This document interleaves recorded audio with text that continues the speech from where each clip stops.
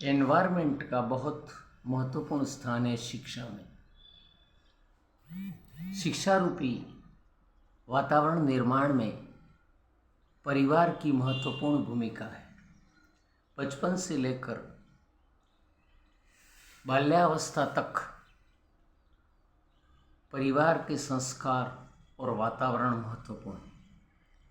जैसे ही विद्यालय में बालक पहुंचता है, वहाँ पर क्लासरूम का एनवायरनमेंट मिलता है, विद्यालय का वातावरण मिलता है और उसका मेंटल ग्रोथ और फिजिकल डेवलपमेंट स्टार्ट होता है।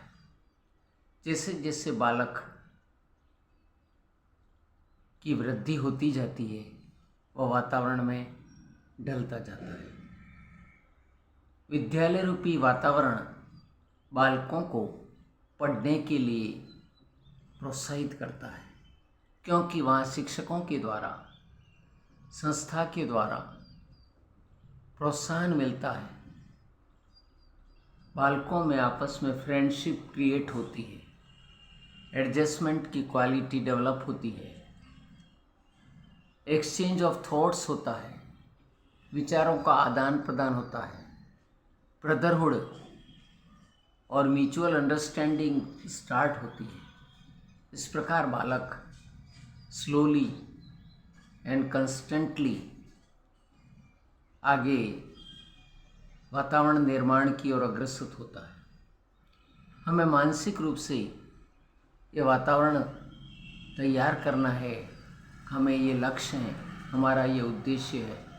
हमें अपने लक्ष्य को निर्धारित करके मैनिफेस्टेशन थ्योरी प्रतिदिन हमें रिवाइज और रिमाइंड करे, ऐसी बातें हमारे मन मस्तिष्क में घूमती रहे। यही एनवायरनमेंट है। इसी एनवायरनमेंट के द्वारा हम जीवन में आशावादी और पॉजिटिव एटीट्यूड को एडॉप्ट कर सकते हैं। प्रायः नेगेटिविटी का बोलबाला है। जो चारों तरफ का एनवायरनमेंट है, नेगेटिविटी का है, फेल्यूर का है, वर्ल्डली रीचिंग का है, चारों तरफ मटेरियलिस्टिक का, भौतिक संपदा का बोलबाला होने के कारण हमारे वातावरण को शीघ्र प्रभावित करता है।